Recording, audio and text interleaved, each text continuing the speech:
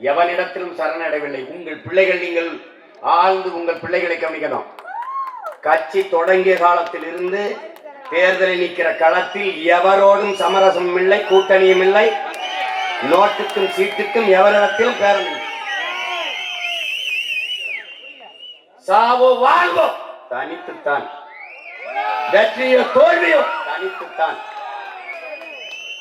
காரணம், நாங்கள் இந்த மண்ணின் பிள்ளைகள், என் மக்களிடத்தில் இருந்து என் மக்களுக்காக வந்தவர்கள். நாங்கள் இந்த மண்ணை, மக்களை முழுமையாக நேசிக்கிறோம், முழுமையாக நம்புகிறோம். நாங்கள் யாருக்கோ அரசியல் செய்ய வந்தவர்கள் அல்ல. என்னை பெற்றவர்களுக்கு, எங்கள் உடன் பிறந்தவர்களுக்கு, அவர்களுக்கு அரசியல் செய்ய வந்தவர்கள்.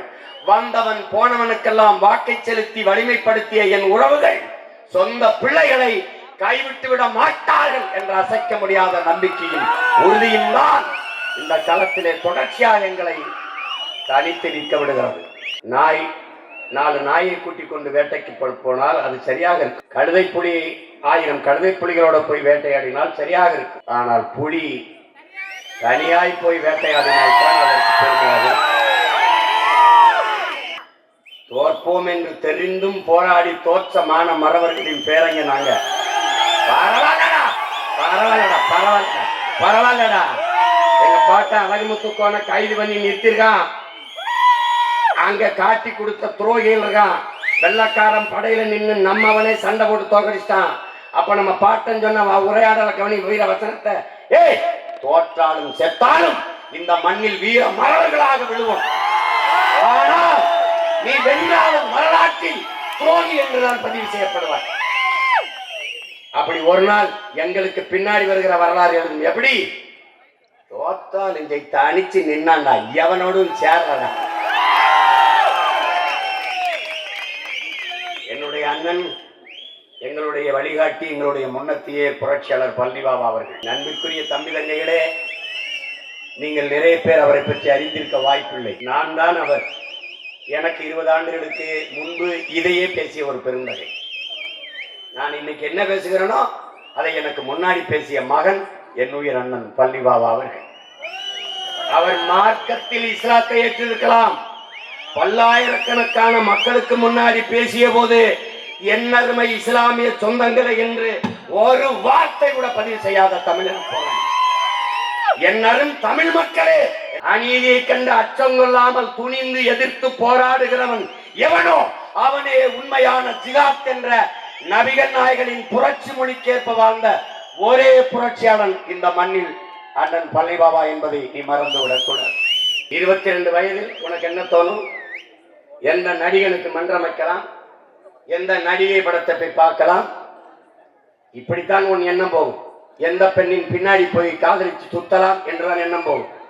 ஆனால் 22 வயதில் நம்முடைய தாத்தா மூக்கையா தேவர் அவர்களோடு நட்பு கொண்டு உசிலம்பட்டியிலே அன்றைக்கு கைவத்திய மகன் முத்துராமலிங்க தேவர் அவர்கள் பெயரிலே இருக்கிற அந்த கல்லூரி, அந்த இடத்தை கடக்கும் போது நம்முடைய தாத்தா மூக்கையா தேவர் அவர்கள் அண்ணன் பழனிபாபா அவர்கள் 22 வயது இளைஞன். 22 வயது இளைஞன். நீ 22 வயதில் இருக்கிற நீ உனக்கு என்ன சிந்தனையில் இருக்கிறாய் என்பதை எண்ணிப்பார். பழனிபாபா எவ்வளவு பெரிய புரட்சியாளன் என்பது உனக்கு புரியும். அந்த இடத்தை கடக்கிற போது அவரை பழனி பழனி என்றுதான் கூப்பிடுவார் நம்முடைய தாத்தா முக்காயத்தவர். ஏன்னா சொந்த ஊர் பழனி. பிற்காலத்தில் தான் பாபா பாபா என்றுதான் கூப்பிடுவார். பிற்காலத்தில் தான் ஊர் பெரும் சேர்த்து பழனி பாபா என்று பெயர் வைத்தது நம்முடைய தாத்தா முக்காயத்தவர் தான். கடந்து போகும்போது இந்த இடத்துலதான் நம்மளை வெள்ளக்கார குற்ற பரம்பரை என்று சட்டம் போட்டு கைரேகை வைக்க சொன்னானே, கொட்டடியில அடைச்சு வச்சிருந்தானே, அது இந்த இடம்தான் என்று சொன்னபோது அந்த சிறுவன் 22 வயது இளைஞன் சொல்லுகிறான், என் அன்பு மக்களே, அப்படியா?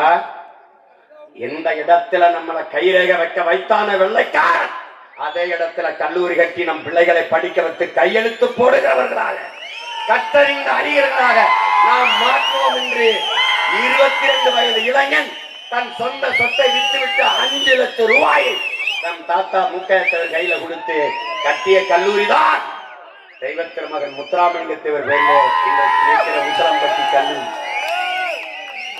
அவனை மறந்து போனது தமிழ் சமூகம். அவனே சொல்லுகிறான், நான் விதைப்பதெல்லாம் கனிகள் அல்ல விதைகள், ஒரு நாள் முளைத்து வரும்.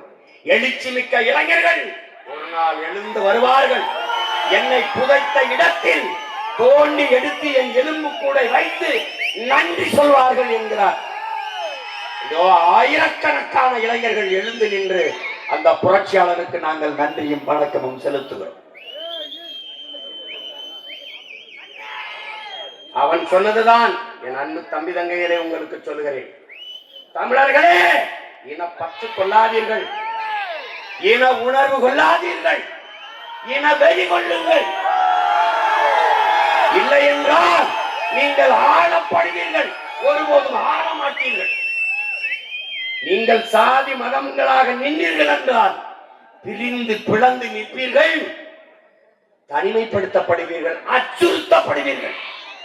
இனம் மொழி இனமாக எழுந்து நின்றீர்கள் என்றால் வலிமை பெறுவீர்கள், பாதுகாப்பாக வாழ்வீர்கள் என்கிறார். இன்றைக்கு தமிழனுக்கு ஒன்றென்றால் நடுங்குகிறான். ஏன்? மக்களுக்கென்று ஒரு படை இல்லை என்றால், மக்களுக்கென்று எதுவும் இல்லை என்கிறான் சீன புரட்சியாளர் மாசேத்துங். இன்னைக்கு தமிழர் நிலத்திலே நாம் தமிழர் என்ற பிரபாகரனின் பிள்ளைகள் கட்டி எழுப்பிய ஒரு அரசியல் புரட்சி படை ஒரு தமிழனை கொள்வதென்றால் நடுங்க வேண்டும். என்ன அவனுக்கு படை இருக்கு. ஆனால் இதற்கு முன்பு நம்மின முன்னோர்கள் அடிமை வாழ்வினும் உரிமை சாவு மேலானது, நாம் சரணடைந்து வாழ்வதை விட சண்டையிட்டு சாவது மேலானது. இந்த தத்துவ கோட்பாட்டை ஏற்று களத்திலே வீர போர் புரிந்த மறவர்களின் வாரிசுகள் நாம். இங்கே வெள்ளைக்காரர்கள் படையெடுத்து வந்து நமது இன்ன முன்னோர்களை தாக்கி அழித்து நிலப்பரப்பை கைப்பற்றிய போது நமது பாட்டன்கள் பூலித்தேவன், அழகுமுத்து தோல் சுந்தரலிங்கனார், பெரும்பிடுக முத்தரையர், மான மறவர்கள் மருதிருவர்கள், வீர பெரும்பாட்டியார் வேலு நாச்சியார், நமது முப்பாட்டன் தீரன் சின்னமலை போன்ற வீர பெருமக்கள், என்னிலும் இளைய என் தங்கைகளும் தம்பிகளும் ஆழ்ந்து இதை கவனிக்க வேண்டும். வெள்ளைக்காரன் பீரங்கி வைத்திருக்கிறான், வெள்ளைக்காரன் துப்பாக்கி வைத்திருக்கிறான், தொலை தூரத்தில் இருந்தே குண்டுகளை வீசி கொன்று விடுவான். துப்பாக்கி வைத்திருக்கிறான், தொலைவில் இருந்தே நெஞ்சிலை தோட்டாக்களை செலுத்தி கொன்று விடுவான். சண்டைக்கு போனால் செத்து விடுவோம், சாபம் தெரியும். அது பாட்டன் பாட்டி எல்லாருக்கும் தெரியும். நம்மிடத்துல வெறும் வேலும் வாளும் தான் இருக்கிறது. சண்டைக்கு போய் சாவோம் என்று தெரிந்தும் சண்டைக்கு போனார்கள். காரணம், மான தமிழ் மகனுக்கு மரணத்தை விட மானமே பெரிது என்பதால் வீர போர் புரிந்த முன்னோர்களின் பிள்ளைகள் நாம். அதை நினைவில் வைத்துக் கொள்ள வேண்டும். அதே வீரம், அதே ரத்தம்,